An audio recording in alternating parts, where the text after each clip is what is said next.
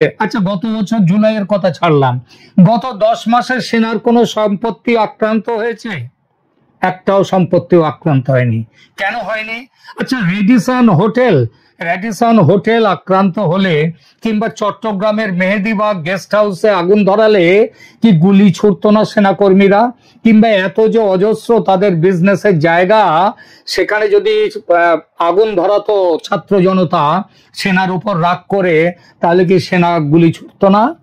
নাকি সেনাপ্রধান হাত গুটিয়ে বসে থাকার নির্দেশ দিতেন? আসলে উত্তরগুলো আমাকে বলতে হবে না, একটু ভাবুন, আপনারা পেয়ে যাবেন। এই যে বিরাট ব্যবসায়িক সাম্রাজ্য, এর মাথায় বসে আছেন কে? এর মাথায় বসে আছেন সেনাপ্রধান। সুতরাং শেখ হাসিনাকে বাঁচাবার চেয়ে এই সাম্রাজ্য বাঁচানো তার প্রাথমিকতা।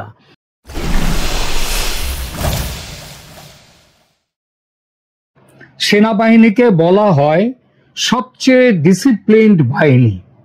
একজন সাধারণ সৈনিক যেমন তার ঊর্ধ্বতন অফিসারের আদেশকে বেদ বাক্য হিসেবে মেনে নিয়ে সেই আদেশ তামিল করে, তেমনি ঊর্ধ্বতন সেনা অফিসার তার ওপরের কর্তৃপক্ষের আদেশ মান্য করবে।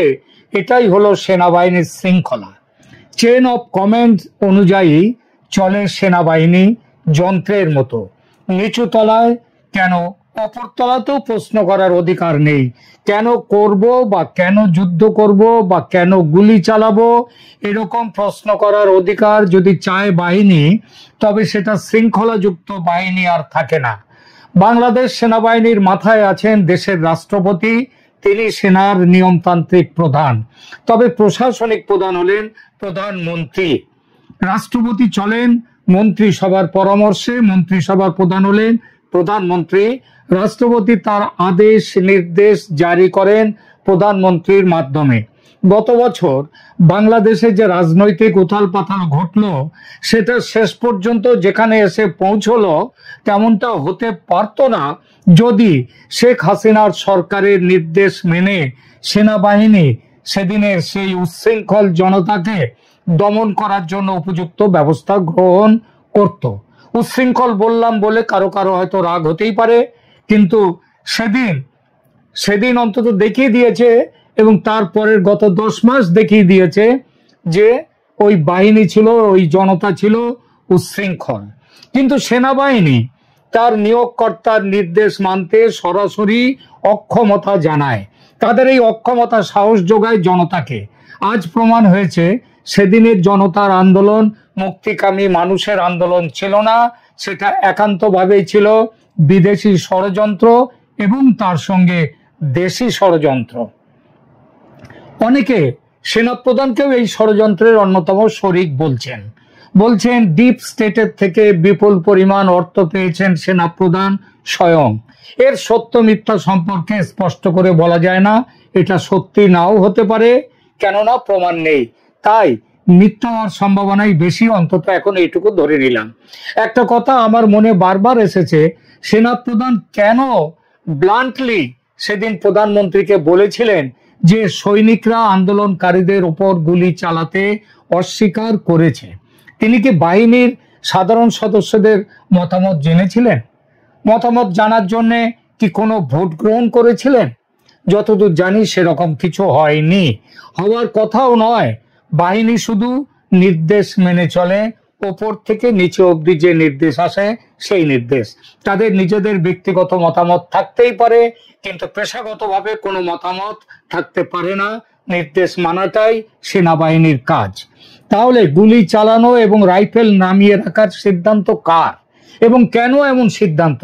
নিশ্চিতভাবে সিদ্ধান্ত ছিল সেনাপ্রধানের, এবং অবশ্যই তিনি একা নন, তার সঙ্গে বাহিনীর সর্বোচ্চ পর্যায়ের কিছু অফিসার থাকতেও পারেন। কিন্তু মজাটা দেখুন, সেনাপ্রধানের অস্বীকৃতির যে ঘোষণা, সেখানে দোহাই দেওয়া হয়েছে সাধারণ সৈনিকদের। কারণ প্রথম আগ্নেয়াস্ত্র ব্যবহার করে সাধারণ সৈনিকরাই, তারাই গুলি চালায়, রাইফেল চালায়। বলপ্রয়োগ না করার পক্ষে কি কারণ দেখিয়েছিলেন সেদিন সেনাপ্রধান? একটু দেখা যাক। নিউজ 24 অনলাইন পোর্টাল তার গত বছর 8 আগস্টে যে জানাচ্ছে, বিবিসির সূত্র উদ্ধৃত করে লিখেছে, একাধিক সূত্র বিবিসিকে জানিয়েছে আলাদাভাবে বৈঠকে সামরিক ঊর্ধ্বতন কর্মকর্তারা প্রধানমন্ত্রীকে বলেছিলেন সেনারা বেসামরিক লোকজনের ওপর গুলি চালাবেন না, তবে তারা পুলিশকে নিরাপত্তা সহায়তা দিতে পারবেন। শুনলেন কথাটা? আর একবার পড়ছি, সেখানে কি জানানো হয়েছে যে ঊর্ধ্বতন কর্মকর্তারা প্রধানমন্ত্রীকে বলেছিলেন সেনারা বেসামরিক লোকজনের ওপর গুলি চালাবেন না। এই খবরটা, সেনারা গুলি চালাবে না, এই খবরটা, এই তথ্যটা কিংবা এই নিশ্চিতভাবে এই কথাটা কারা বলেছিল ঊর্ধ্বতন কর্তৃপক্ষকে, সেনা প্রধানকে কারা বলেছিলেন?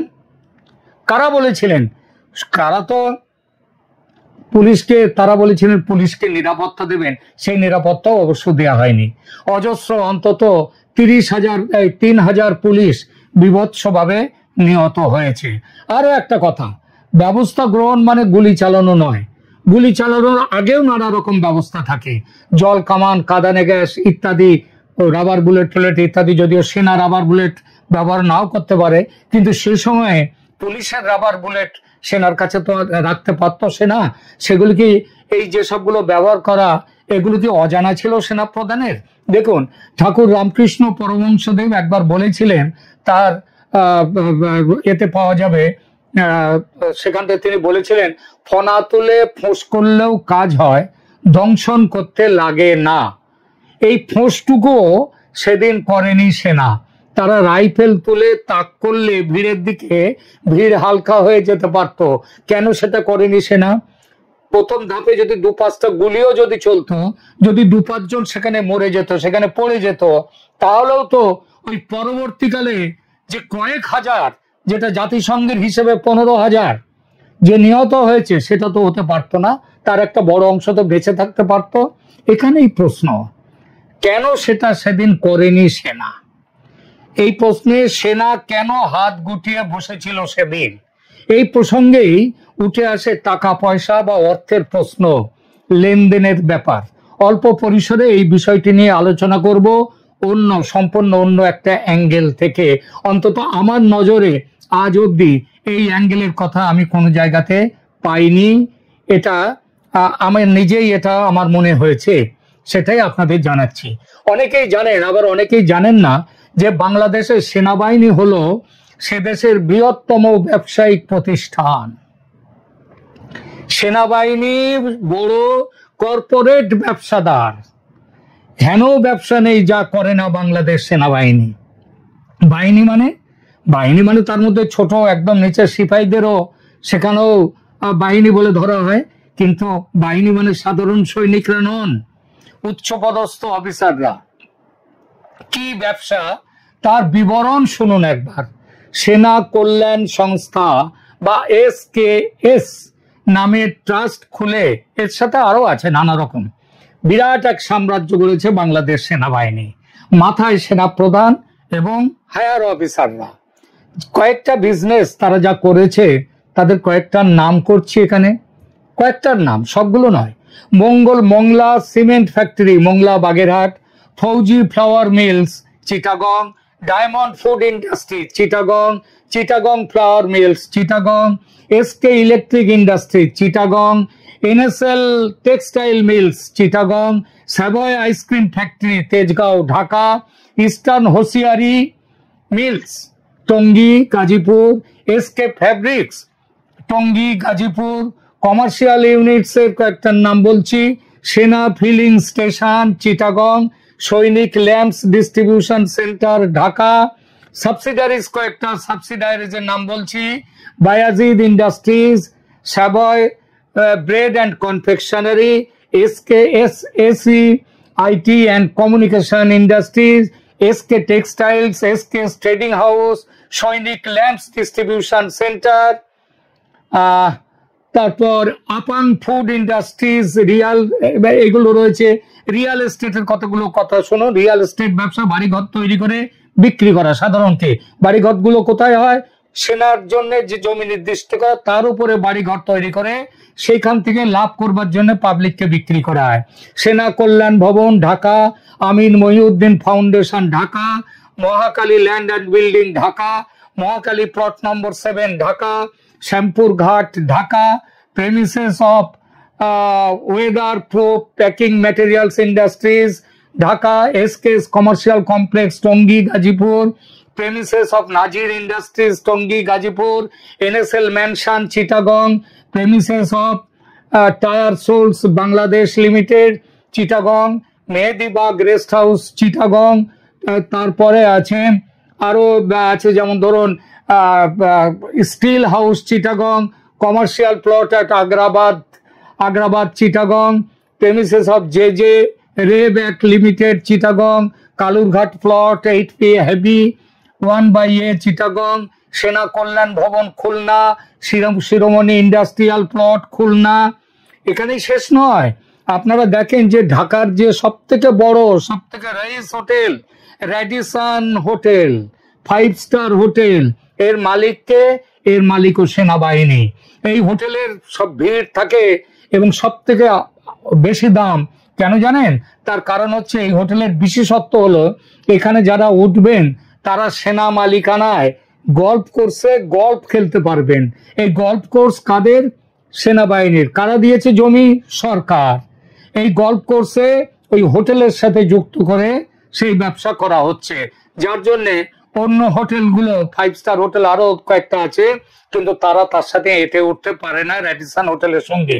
এছাড়াও আছে সেনা হোটেল ডেভেলপমেন্ট লিমিটেড, একটা চেন অফ হোটেলস।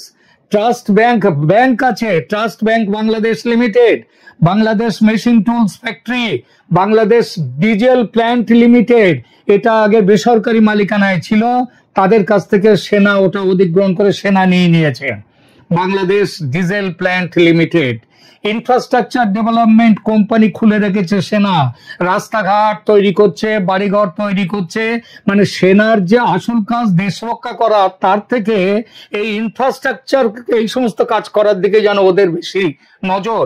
এছাড়াও আরো বহু বিজনেস এন্টিটি আছে বাংলাদেশ সেনাবাহিনীর, সব নাম বলতে গেলে বহু সময় লাগবে। মানে বাংলাদেশ সেনাবাহিনী শুধু দেশ রক্ষার কাজ করে না, দেশ রক্ষার চেয়ে বেশি করে ব্যবসা। এমন অবস্থা, ব্যবসা রক্ষাই যেন তাদের প্রথম এবং প্রধান কাজ।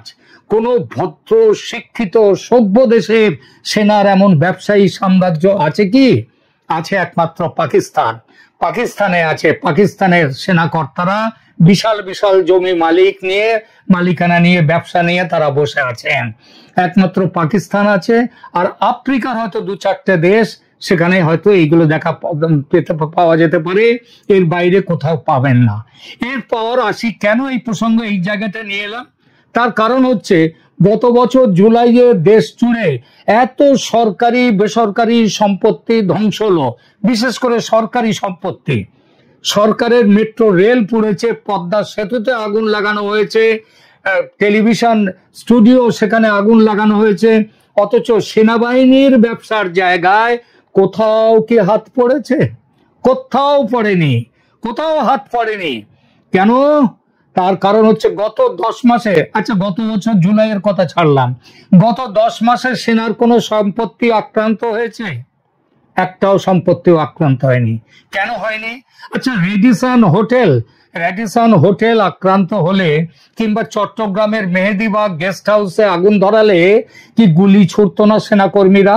কিংবা এত যে অজস্র তাদের বিজনেসের জায়গা, সেখানে যদি আগুন ধরাতো ছাত্র জনতা সেনার উপর রাগ করে, তাহলে কি সেনা গুলি ছুটতো না? নাকি সেনাপ্রধান হাত গুটিয়ে বসে থাকার নির্দেশ দিতেন? আসলে উত্তরগুলো আমাকে বলতে হবে না, একটু ভাবুন, আপনারা পেয়ে যাবেন। এই যে বিরাট ব্যবসায়িক সাম্রাজ্য, এর মাথায় বসে আছেন কে? এর মাথায় বসে আছেন সেনাপ্রধান। সুতরাং শেখ হাসিনাকে বাঁচাবার চেয়ে এই সাম্রাজ্য বাঁচানো তার প্রাথমিকতা, তিনি সেটাই করেছেন। একদা হাসিনার আমলে সেনাপ্রধান, হাসিনা তখন সবে এসছেন, সেনাপ্রধান ছিলেন জেনারেল মঈনুদ্দিন। সেনার ব্যাংক থেকে প্রচুর লোন নিয়েছিলেন, শোধ করেননি। এই নিয়ে বেশ বিতর্কও হয়েছিল তখন।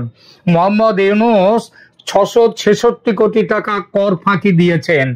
আর সেনাবাহিনী, আমাদের সেনাপ্রধান ওয়াকারুজ্জামান তিনি তার কয়েক গুণ সেনাবাহিনী আজ পর্যন্ত কয়েক গুণ বেশি কর ফাঁকি দিয়েছে। তাদের কর দিতে হয় না, তাদের হিসাব নিকাশ অডিট পর্যন্ত করতে হয় না। আরো একটা কথা, শেখ হাসিনা শেষ দিকে এসে রাশ টানতে চেয়েছিলেন সেনার এই ব্যবসা প্রেমে, বাজেটে কাটছাট করছিলেন, ডেভেলপমেন্টাল ওয়ার্ক যেটা সেই খাতে তাদের যে বাজেট কমিয়ে দিচ্ছিলেন। সুতরাং বাজেট কাটছাট করলে, বিশেষত ওয়েলফেয়ার ওয়ার্কসে বাজেট কাটছাট করলে সেনাকর্তাদের রাগ হওয়া স্বাভাবিক। আজকের বাংলাদেশ কি তারই পরিণতি? আমার তো তাই মনে হয়। সুতরাং ভুলেও ভাববেন না সেনা বাঁচাবে বাংলাদেশকে, বাংলাদেশের মানুষকে। তারা সবার আগে নিজেদের সাম্রাজ্য বাঁচাবে। সেনাকর্তারা দু হাতে লুটবেন টাকা, তার জন্য ডিপ স্টেটের টাকার দরকার হয় না। তারা বাংলাদেশের ভেতরে যে ব্যবসা ফেঁদে রেখেছেন সেখান থেকে দু হাতে লুটবেন টাকা, তার জন্য যার সঙ্গে সমঝোতা করতে হয় তারা করবে। মাঝে মাঝে পাবলিকের মন রাখতে জ্ঞানের কথা বলবে, তারপর মুচকি এসে বিশ্রামে যাবে। হয়তো ইউনুসকে ফোন করে বলবে, কিংবা ওই যে নাহিদ ইসলাম, হাসনাত, সার্জিস, এদেরকে ফোন করে বলবে, কিরে পাবলিককে কেমন দিলাম দেখলি তো। তাই সুতরাং এটা বলেই হয়তো বিশ্রামে চলে যাবেন।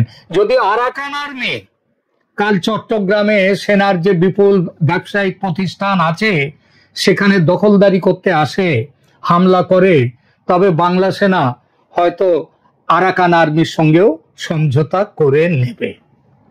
এই হচ্ছে বাংলাদেশ সেনা এই জায়গাতে দাঁড়িয়ে আছে।